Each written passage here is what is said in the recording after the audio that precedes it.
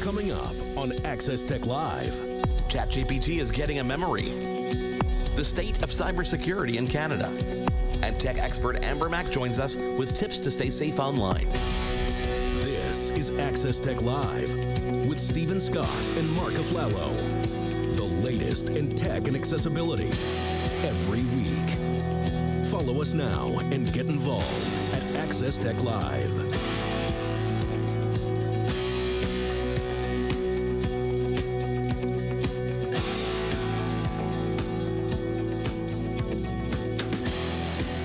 Welcome to Access Tech Live. A little bit of a glitch there. Can't hear Stephen Scott. We'll get him soon. Don't worry about that. Thank you for joining us this week. I am Marc Aflalo, Stephen Scott, somewhere on the other end in Glasgow, Scotland. This week, diving into the world of cybersecurity and safety, tech expert Marc will be joining us, plus the associate head for the Canadian Centre of Cybersecurity will be joining us to get a handle on where we stand as a country. But let's kick things off with the headlines this week. Now, Access Tech Live headlines. Well, if you've ever used ChatGPT, then you know that when you ask it a question, it's almost like Groundhog Day. After a while, you have to keep reminding it how you want it to answer and the formatting of that answer, etc., etc. While OpenAI knows about it and is working on fixing that problem, it's rolling out memory for ChatGPT that will allow the bot to remember information about you and your conversations over time. It'll work in one of two ways. You can tell it to remember something specific, like who's my wife, who's my son, or how you want it to phrase answers, or it'll try and pick up things over time like your preferences. The feature is rolling out now, and we expect people to love it or hate it in the near future. Well, it was just a matter of time, but reports are in that hackers are turning to ChatGPT and other large language models to make their phishing emails and attacks smarter and more customized than ever. Microsoft and OpenAI are reporting that hackers are attempting to use their tools for research into targets to improve scripts and to help build social engineering techniques. Now, while the companies haven't detected anything significant in terms of attacks with their AI yet, they've been shutting down a lot of accounts and assets associated with known hacking groups. Microsoft is also warning of future use cases like voice impersonation, another topic we'll be covering a bit later on with Marc in the program. Presso Lab is an Indian-based company secured funding for its accessibility technology called Kibo, courtesy of Shark Tank India. The startup enables users to listen to, translate, and digitize printed, handwritten, or digital documents. And thanks to the popular TV series, it secured funding that will fuel the growth of its products. That's right, the Sharks recognize the immense potential of Kibo and joined forces to seal a deal which will provide them with the resources necessary to make the technology accessible to millions of visually impaired individuals worldwide. A Tinder-style app is being used by teens. It's causing major concerns after numerous reports of potential sexual extortion have been made to the Canadian National Tip Line. Cybertip.ca is a site where Canadians can report cases of sexual exploitation of children online, and it's warning parents about the app, which is called Wiz, W-I-Z-Z or Z-Z. The app touts itself as the ultimate online platform for random chats with people from all around the world and asks the user to swipe through profiles randomly, pairing them with strangers in video chats. Since its launch in 2021, the Cybertip.ca line has received over 180 reports tied specifically to the app Wiz and tied specifically to sextortion and other luring type incidents. We'll dive into this deeper with both our guests later on in the show. Scary stuff here, Stephen, but we have to tackle it head on. Absolutely. Can you hear me now?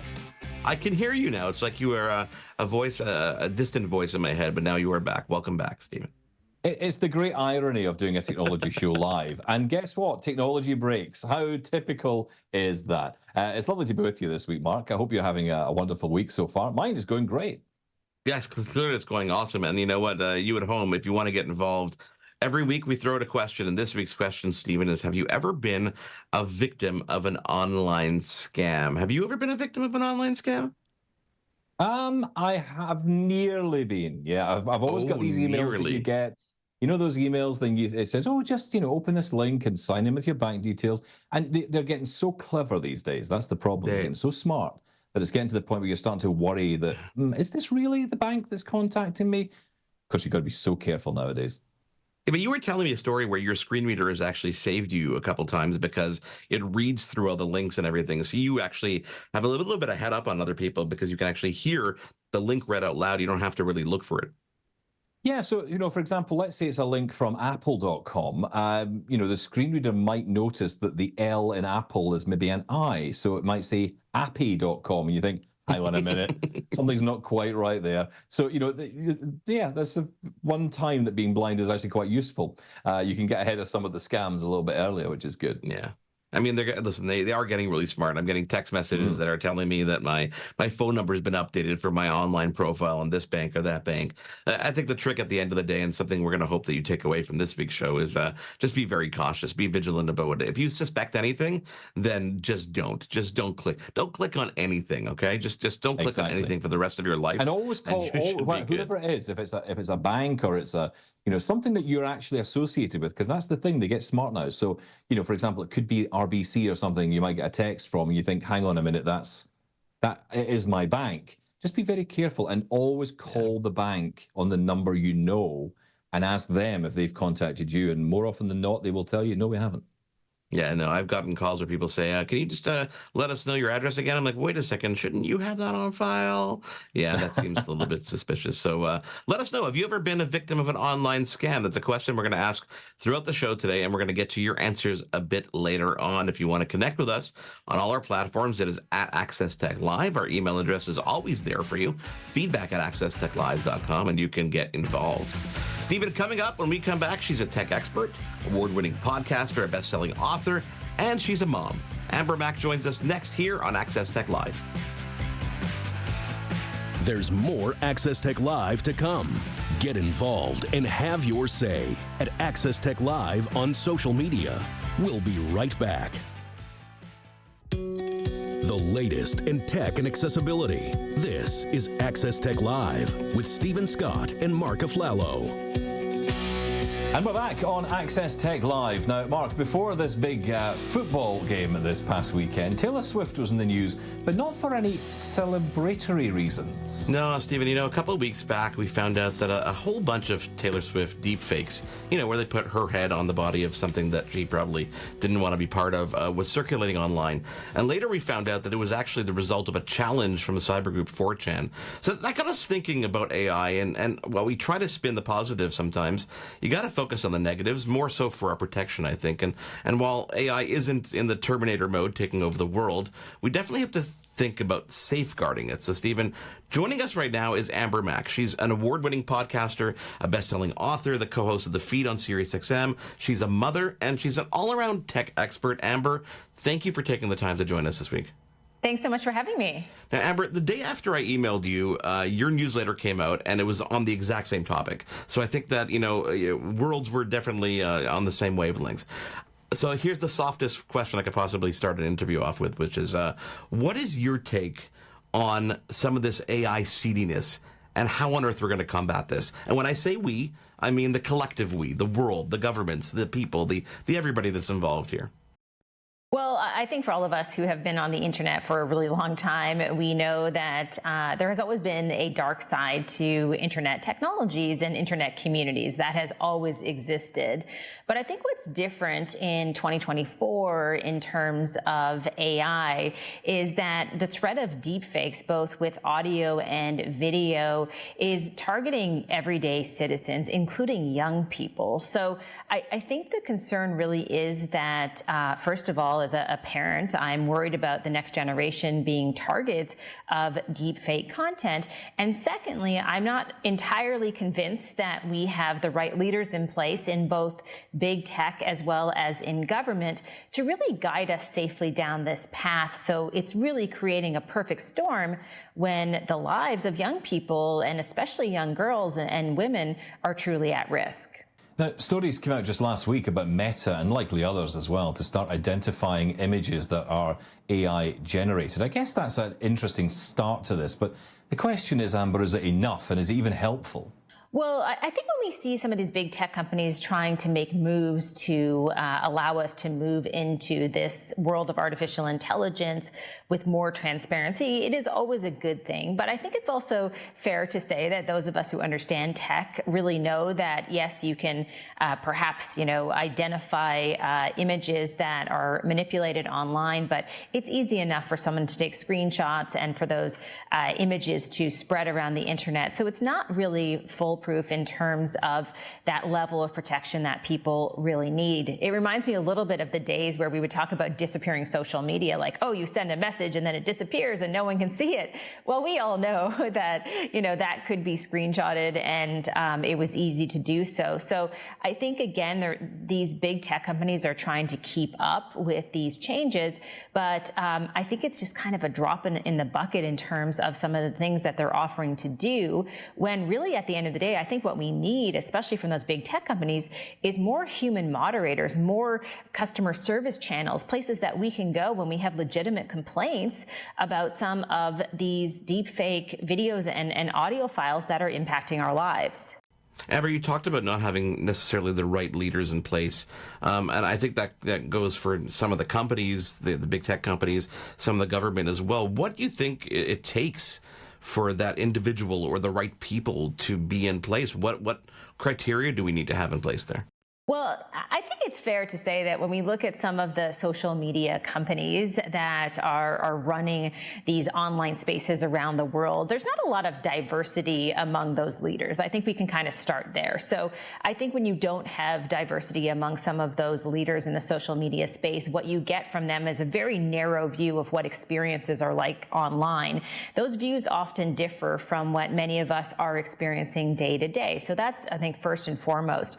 If we go over to the government side on the leadership issue, I think it's also fair to say that within government, we don't necessarily have that many leaders who truly understand digital in a way that is aligned with the impact that digital is having on our lives.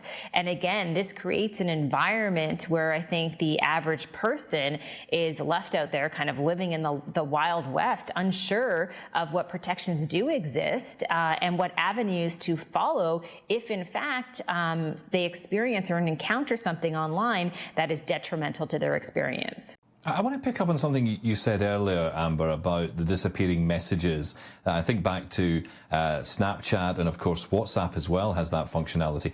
Are you saying that methods like that are not safe? If we use, for example, incognito mode, if someone thinks, oh, well, hey, I'm browsing on something, maybe I don't want to be stored on my computer, so I'll go into incognito mode on my browser.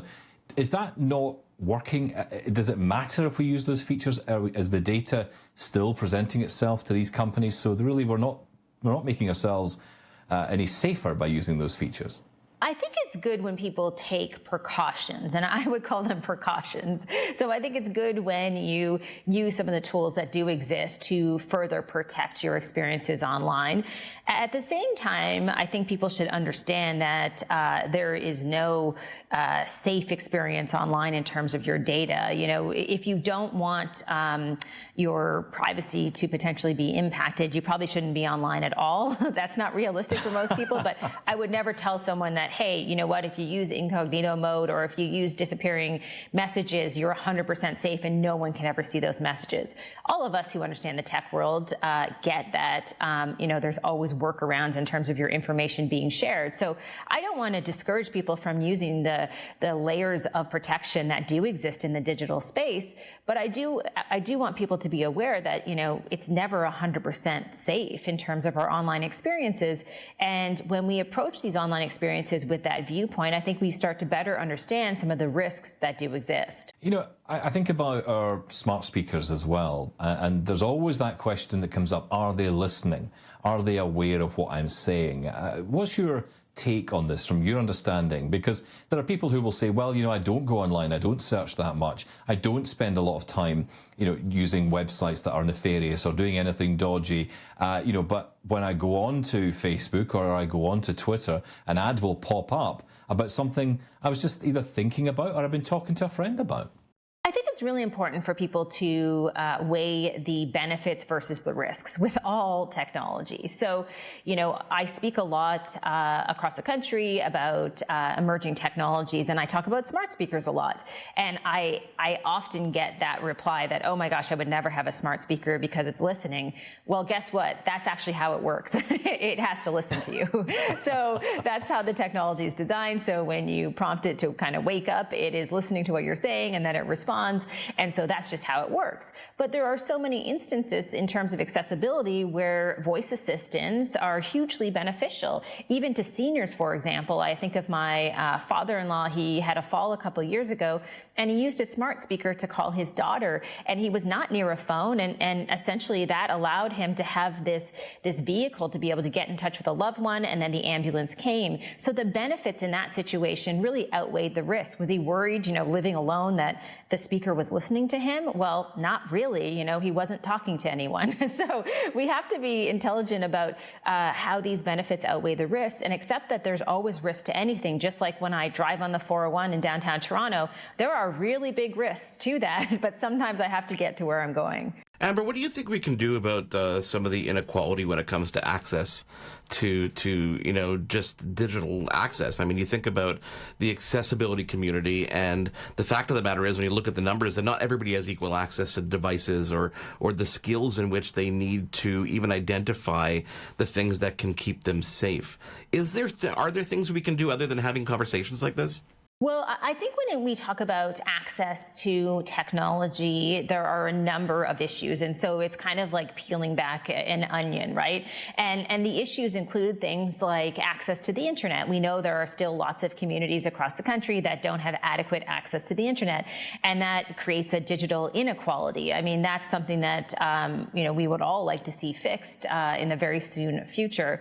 Also, when we talk about access to newer technologies, you're exactly right. I mean, there's plenty of examples of how technologies are just totally out of reach for the average person. That creates another issue in terms of people not having access. When we talk about skills, I mean, think about artificial intelligence as just one example. And I think it's very clear to say that the leading companies in this country and around the world are doing as much as they can to ensure that they are ready for this transformation that's happening, that's fueled by artificial intelligence, and they're upskilling the average worker. Do I think that upskilling is happening in call centers where people answering phones are going to lose their job any day now? Probably not. So unfortunately, as much as I love technology, I love the accessibility that technology does provide. I think in the future, unfortunately, I think we're going to continue to see this large gap in terms of access to the technology and to the skills in the digital space that can all help us really advance in our lives. And that comes back again, I think, to having leaders in place who understand that the skills gap is one example, the infrastructure gap, and really trying to close it, because there's no excuse. I mean, the digital world is not new, right? It's decades in the making. Yeah, I mean, I do feel, I must admit, when I hear from younger generations, and I don't mean children, I know we're going to get into talking later about parents and children and staying safe online and all of the important stuff around that, but I think the younger generations, the teens and those in their 20s today, are far less concerned about privacy than perhaps generations like mine are and were. Do you feel that there's a change in the air? I think there's absolutely a change, and you're bang on in terms of the next generation and how they view privacy. I think they're much more open and accepting of the fact that, hey, again, I want to use these services, I want to use these tools, I want to connect with my friends, and there's a trade-off. I mean, even look at the app Snap as one example for young people. I mean, one of the most popular features within that app is their maps. That means at any time, my 15-year-old son can see where all of his friends are at a moment, just clicking and seeing where they are around the city or across the country. So to me, it feels like you're exactly right. I don't know if privacy is something that they perhaps take as seriously, but I think there's a downside to that as well. I mean, Snap Maps, for example, really increases that kind of FOMO among the next generation, the fear of missing out in a very real way that is causing mental health issues among young people, because at any moment they feel like they're not included. That's the last thing that this generation needs. Amber, stick around. We're going to take a quick break. When we come back, I want to talk about that parent inside of you and tell you a couple stories that scared the crap out of me. This is Access Tech Live. We're in conversation with Amber Mack. We'll be back in just a moment. We want to hear from you. Follow us on social media and get involved at Access Tech Live. We'll be right back. The latest in tech and accessibility. This is Access Tech Live with Stephen Scott and Marc Aflalo.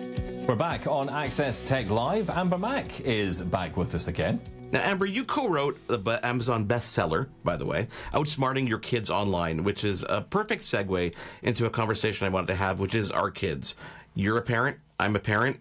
Stephen has some dogs. We all have similar concerns. And I'm going to tell you a little, two short stories. One story is a friend of mine whose 13-year-old son was the victim of sextortion. This is someone in his class made threats against him and put him into a deep depression to the borderline suicidal at points in time. And he was scared to call the police, scared to talk to anybody. And it was something that never actually even happened. And unfortunately, he was led down this path, and everybody's on a better note right now. Along those lines, in schools these days, there's a lot of conversations about access to cell phones. And there's two sides to that story. There's a story of, well, you know, it's access to information in the classroom if they need it. If something happens in the school, you can get in touch with your child to make sure they're okay. And there have been many instances like that, especially south of the border, where there have been school shootings and people have had access to their kids. So there's a big debate going on as to how much is too much access and what do we allow our kids to actually have in school. Where do you stand on that? It's a hard stand to take, because I'm so torn in both directions here. Well, first, I will say that when I co-wrote Outsmarting Your Kids Online, it was quite a few years ago. The book is totally out of date. Don't buy it. Okay. But I was kind of naive, I think, in some ways, because I thought, okay, let's layer on more technology to help to protect our kids from the dangers of the social media world. And I think what I've learned over the years is that that is not the answer. I think the answer, generally speaking, for all young people is really two words: get outside. And I know that sounds really simplistic, but I think one of the things that we've forgotten in this whole conversation is that it's not just technology that we have to blame.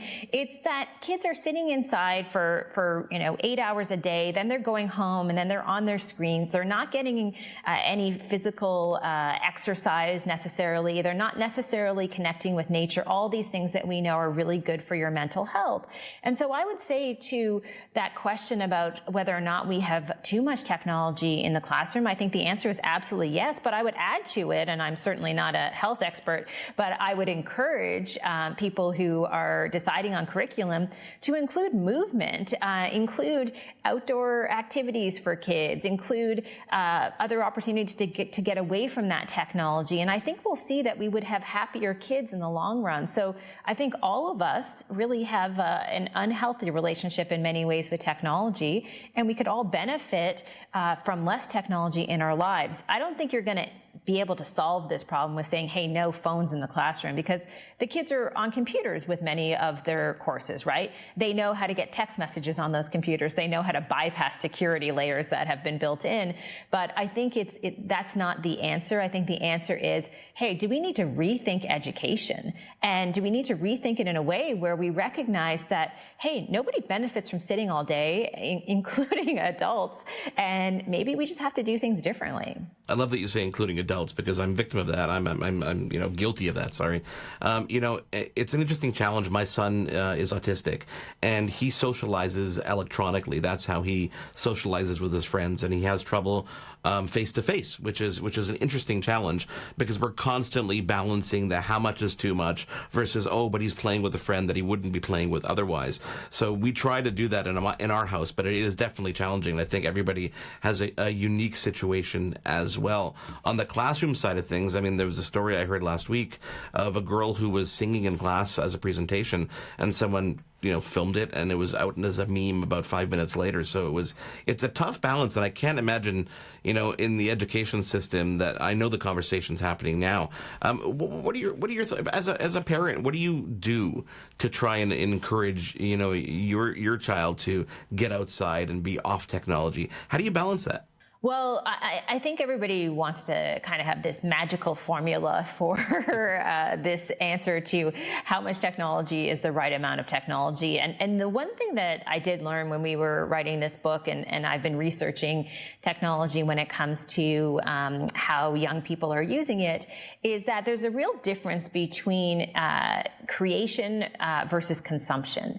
And when we talk about technology, for example, to me, in the category of consumption, I would include, browsing endlessly on TikTok, right? You're just consuming content that's out there. You're not really being creative at all. You're not collaborating or engaging. To your point of your son, I would say that, video games are very social for a lot of kids, especially young boys. And I don't think that's a bad thing. I think it's great to be able to connect and have those relationships, because I don't think that falls into the category of consumption. The worst type of technology, and the one that we always try to get our son away from, is that consumption piece, is that when you're just sitting and scrolling endlessly for hours and hours. I would prefer that he spends more time doing things like learning how to use things like Cricut machines that belong in more of a category of kind of that maker category with technology. So creating things versus consuming things, collaborating versus consuming, I think we have to kind of steer them in that right direction and add that physicality back into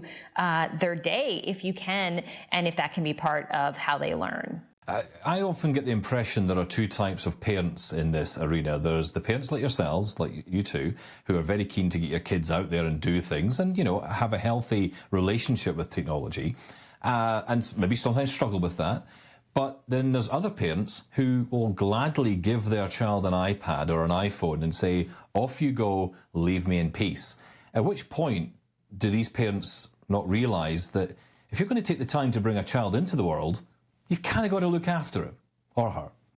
Well, I think a lot of parents really do struggle with this question about using technology and how to guide their kids, because maybe they don't know how to use it in their own lives. Maybe they don't have sort of those guardrails in place for how they engage in the online space either. So I think it comes down in some instances to a real lack of understanding of how technology works, the impact that it can have.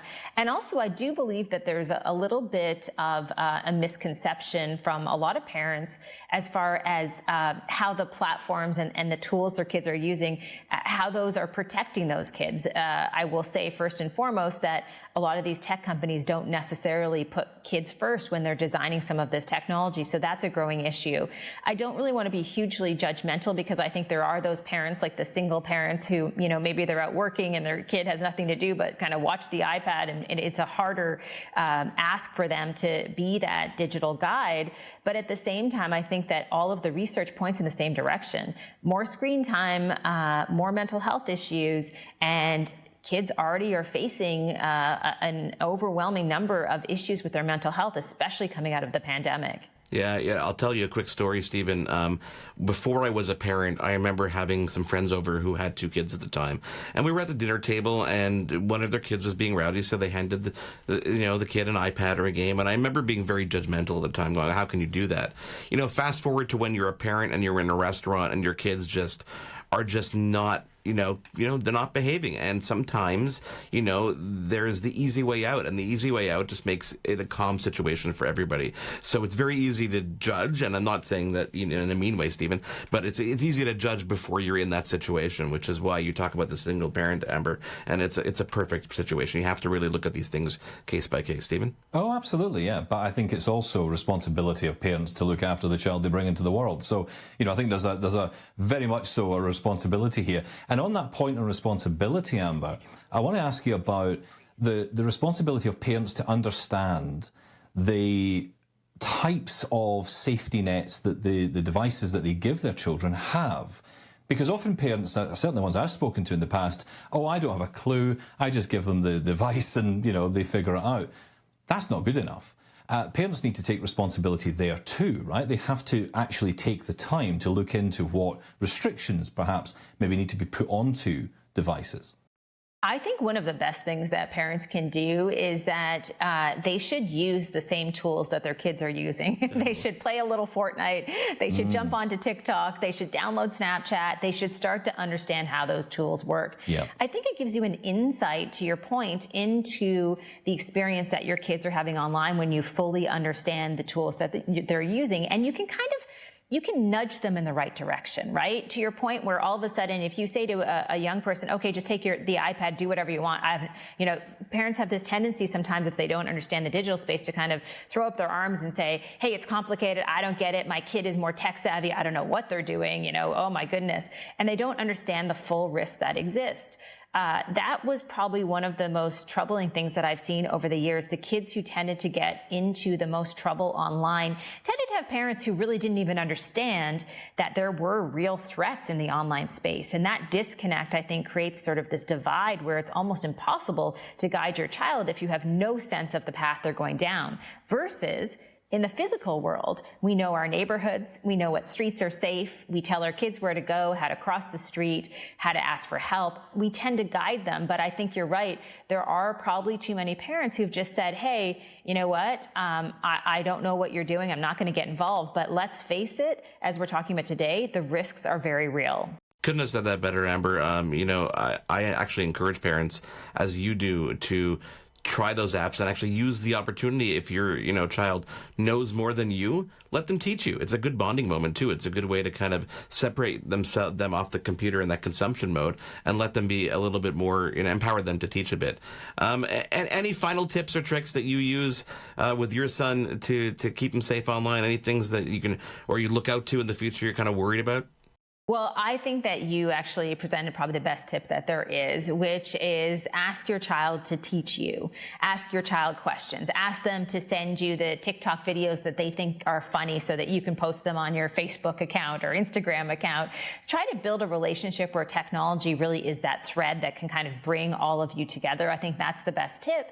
And I think secondly, I would just warn parents about this deep fake danger that we are entering into, where all of a sudden audio and video can be manipulated. And I would encourage them to warn their kids and explain to their kids what these risks are, and that there are repercussions if you're the creator of those deepfake videos, and if they are the victims of receiving them, then talk to them about what paths they can follow. It's a hard question to answer. Just a final one, Amber, in a word. What's the right age for a child to have a smartphone?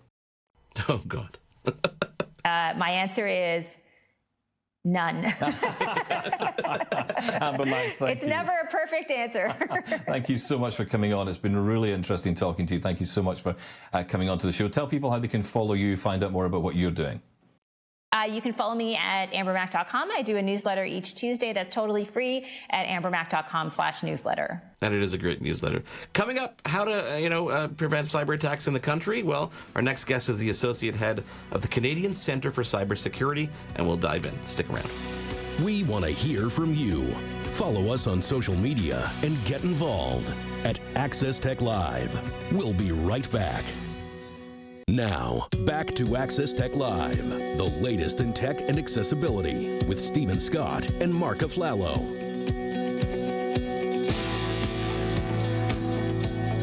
Hey everyone, welcome back to Access Tech Live. I'm Stephen Scott. Marc Aflalo is with me. And don't forget, all the conversations that we're having, you can catch up with on AMI Plus and also on YouTube as well. Marc, a really interesting conversation today on the state of the nation when it comes to cybercrime and staying safe online. Oh, absolutely. And our next guest is going to be, contributing to that conversation. Rajiv Gupta is the associate head for the Canadian Centre for Cybersecurity, who joins us now. Rajiv, thank you for joining us. Thank you very much for having me. Yeah, great to meet you, Rajiv. I want to ask you first off, how many acts of cyber crimes happen in Canada every year? So difficult to measure, right? So as a cyber center, we always encourage voluntary reporting. So from our perspective, it's businesses that are calling into us to report cyber crimes. That is obviously very underreported, so we don't usually publish the numbers. In 2022, we had said it was just over 200 ransomware events that we'd seen, but that's by no means cybercrime. When you get into actual cybercrime and fraud, we work very closely with the RCMP and the Canadian Anti-Fraud Centre as well. And in 2023, they had said that there was over 62,000 reports of fraud in Canada, which is a pretty ridiculous number. Yeah, I guess there's a fine line there, right? Because, getting a text with a link is technically cybercrime. Getting an email is cybercrime. So where is that line? Is there a line, or is it just all fraud at this point is just considered somewhat cybercrime? Well, all of those digital, like cyber malicious activities, Yeah. they're crimes in Canada. So we always encourage, report them to the police of jurisdiction as well as the Canadian Anti-Fraud Center. When it gets into businesses where they're, we would like to know from a cyber center perspective. We work with businesses, whether they're critical infrastructure, government, et cetera, right? So that's really where we draw the line. But at the same point in time, these are all criminal acts, but there's so many and there's so many variants. It's difficult to track on an ongoing basis within Canada. Have we seen an uptick since these large language models and AI have become a little bit more, I guess, more publicly focused? Have we seen a more uptick, or is it really not measurable yet? Well, it's hard to attribute the activity to actual large language models. We've seen, the activity grow year over year from a cyber criminal perspective. Where we're seeing the AI involvement, this is something that we'd put in our National Cyber Threat Assessment from 2022, which was a look forward into 2023 and 2024. And we had said that the usage of AI, in particular LLMs or large language models and generative AI, would be enabling cyber threat actors to actually, pursue what their means, right? Which is really making money through cyber criminal means. We are seeing, better, crafted spear phishing emails. We know that cyber criminals are going to use AI to augment what they do with respect to the whole, ransomware ecosystem and that exists nowadays. But at the same point in time, we're also using AI within the Cyber Center to make sure that we can protect both the government better and leverage our defenses better in that sense as well. So, we're hoping to use it in a defensive way, but it's also enabling cyber criminals to pursue what they're doing. See, I find this whole subject very interesting because we talk about cyber crime today on the show. And I think to myself, I don't consider a text message, like Marc was saying there, a text message to be cyber crime. I just think of that as a text, and I usually just delete it. I wouldn't even think about reporting it necessarily. So is it perhaps the case that these numbers that you're talking about are actually way higher? Absolutely. We know that, right? We know that we think we get a small percentage of what's really happening in Canada reported to us. Both on the individual cyber criminal activity that happens to individuals, but also on a business level in terms of critical infrastructure as well. So we know they're underreported.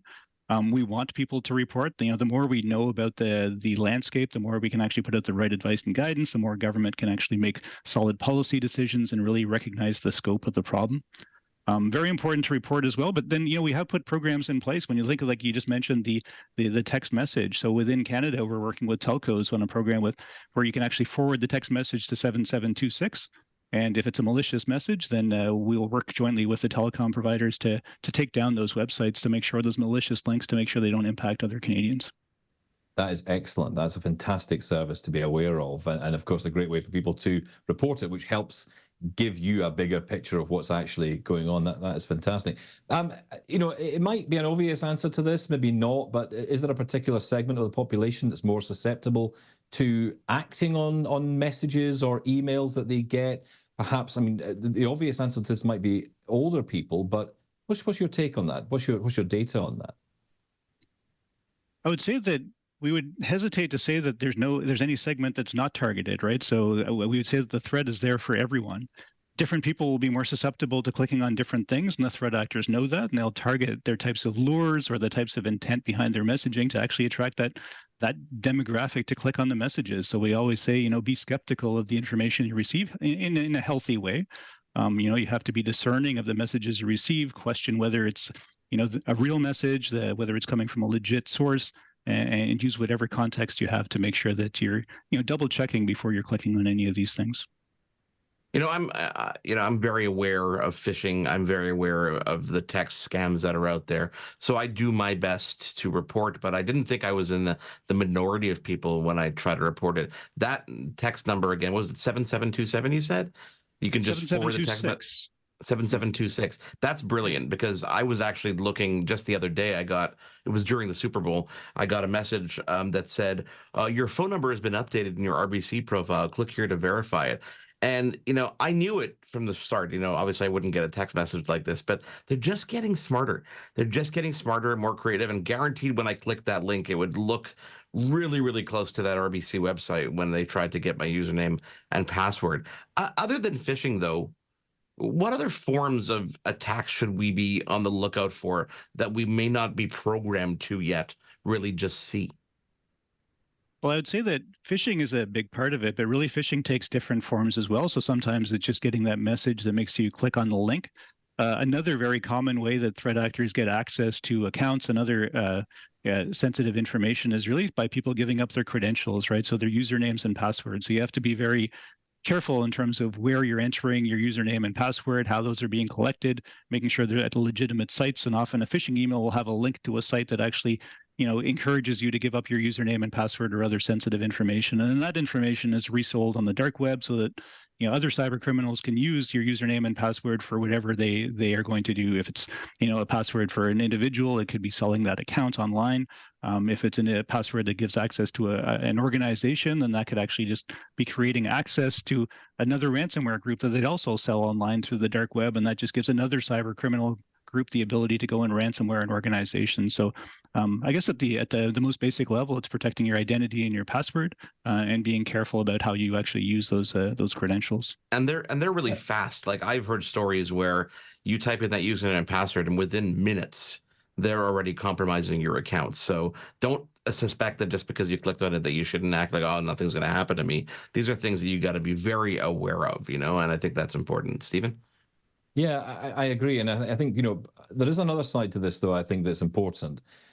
And it's the language, I think, around all of this sometimes that kind of confuses people. And it probably doesn't help your cause either, because you're trying to make people aware of these issues, make people report them. But even the language around it could be confusing, right? I mean, when I was growing up, phishing was a nice pastime with dad. Nowadays, it's taking over my email account and terrifying the heck out of me. How do you get across the language and the meaning of sometimes some of these terms we throw around? It's all education, right? It's a new domain, and some of us are newer to technologies and others as well. But it's about educating people right from the start. We have a Get Cyber Safe campaign from the Cyber Center that we're trying to push out, information as to how to protect your devices, how to protect your accounts, how to be safe online. Socializing the terms like phishing, smishing, vishing, these sorts of things, but then also reinforcing all the really important elements of being safe online, which is understanding, what controls are in your social media accounts and how you can lock those down, how you can get properly strong authentication with multi-factor authentication and stronger passwords and these sorts of things. But it's all basically building up a cognitive digital resilience in our society. It's an all of society challenge. And we have to educate ourselves. We have to know what's available. And we're trying from our perspective in terms of having the Get Cyber Safe campaign and reaching out and doing shows like this as well, which is very useful. And thanks for hosting me. Well, that's kind of the thing, right? We want to be able to get people at least to get to the point where they start questioning these terms, questioning all of this, and finding out about your service, of course, is a big part of that. Okay, let's talk about the worst case scenario here. Someone has clicked the link or tapped on the message and gone through and had their data vished and smished and whatever else. What happens next? Is there any recourse here? What happens to someone who falls victim? Yeah, so for individuals, we always recommend talking to reporting to the police of jurisdiction if it's sort of, and then look at what the provider is. If it's financial, reach out to your bank, make sure you notify them of what's happened, see what recourse is available there. The Canadian Anti-Fraud Centre has lots of useful advice and guidance as well, so that's an opportunity to report to the Canadian Anti-Fraud Centre as well. If it's a business, whether small business or critical infrastructure, especially, is where the Cyber Center comes in, because, we've seen lots of these compromises. And often when we talk to large organizations, when they get compromised by ransomware or some other sort of cyber actor, it's one of their worst days of their lives in terms of trying to get their organization back online while losing money and downtime if their systems have been put out of service from the cyber criminal. And the Cyber Center has seen many, many of these over the years, and we're happy to help. So we always encourage people to reach out. We're happy to provide advice and guidance. We're happy to, give them other information to help understand the extent of the compromise within their organization. And even if need be, we can actually send people to site to work with them to help them mitigate and provide them the advice and guidance that they need to properly recover from the event in a safe way. So different scopes in terms of whether it's an individual, a small business, or a large critical infrastructure provider, but definitely, different elements within government that can certainly help, and local police is being important for the average Canadian. It's great to know these resources are out there. And so we got the text number. What other ways can people report crimes and today if they wanted to? Yeah, so crimes, the police of jurisdiction, right? So depending on what jurisdiction you're in, but then the Canadian Anti-Fraud Centre, and then the Cyber Center is definitely, contact at cyber.gc.ca or 1-833-CYBER-88. And if it's, we tend to focus on businesses, but even if it's not business, we'll make sure the person gets routed to the right other government organization to make sure they get the help that they need. Rajiv, thank you so much for taking the time to join us. This has been enlightening. You're welcome back anytime you need to help spread some of that message. We'll gladly do that for you. Well, thank you very much. When we come back, we get to your answers to our question of the day. Stick around. This is Access Tech Live. There's more Access Tech Live to come. Get involved and have your say at Access Tech Live on social media. We'll be right back. Now, back to Access Tech Live, the latest in tech and accessibility with Stephen Scott and Marc Aflalo. And let's get to our question of the week. Today, Marc, the question is, have you ever been victim of an online scam? What kind of response have we had? Well, Vicky wrote us a good one here. We were scammed by a very clever website advertising cheap barbecues. Payment was via credit card with a 2.99% fee or direct transfer with a 5% discount. Then we received an email saying that due to logistical emails, our order was canceled and being refunded. Not surprisingly, the money has not been refunded. Very clever approach. The first time I've ever been scammed. Can't say I haven't seen that one before.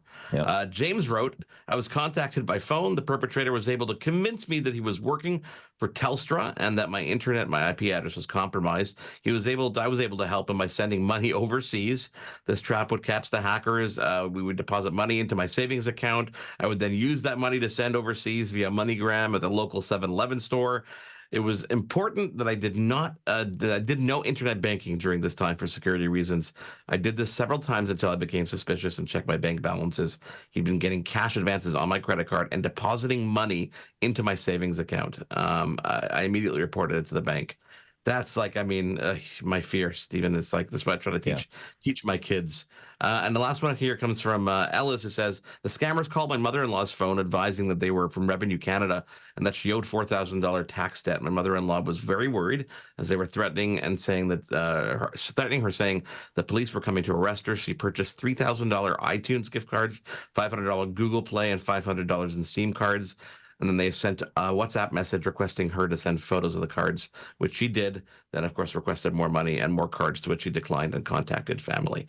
That's, again, they're not dumb. These scammers really know what they're doing, and they know how to target, a specific type of part of the audience.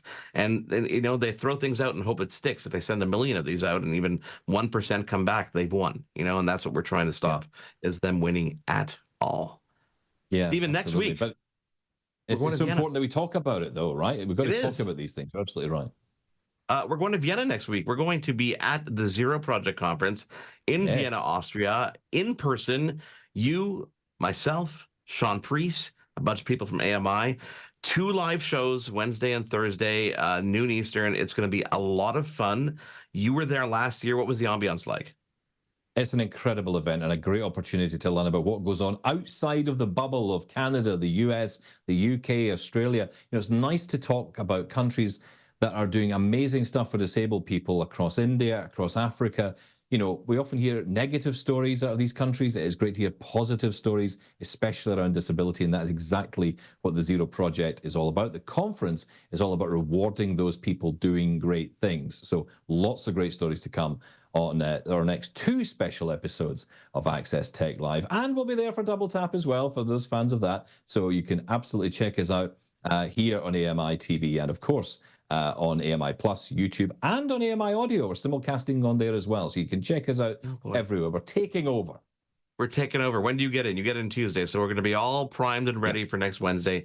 It's going to be a fun time. I'm sure we'll be tired when it's all said and done, but there is check out the fried chicken places for me beforehand, and then we're all good. Oh my God, fried chicken places. Everywhere we go, Stephen wants KFC. We could be the most gourmet place in the world, and all he wants is KFC. I don't care. I don't care. Thank you, obviously, to Amber Mack for joining us this week and sharing her perspective. We definitely have to have her back. Rajiv Gupta, she's amazing. Thank you so much for being here as well. We'll share all that information on social media so that you can make sure that you are protected and spread those messages to your friends and family so they report fraud when it happens, especially cybersecurity, so we don't have any situations in the future. We don't want to hear any more scam stories. On behalf of Stephen Scott, I am Marc Aflalo. Thank you for joining us this week and every week. We will catch you live from Vienna next week. here on Wednesday at noon Eastern. Thanks for tuning in to Access Tech Live. Follow us online on all social media at Access Tech Live. Email us feedback@accesstechlive.com. Hosted by Stephen Scott in Glasgow and Marc Aflalo in Montreal.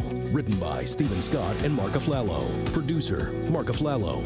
Live show director, Anastasia Spalding-Stenhouse. Technical director, Caitlin Robinson. Audio, Jordan Mulgrave. Live graphics and playback, Kingsley Juco. Graphics coordinator, Eliza Rocco.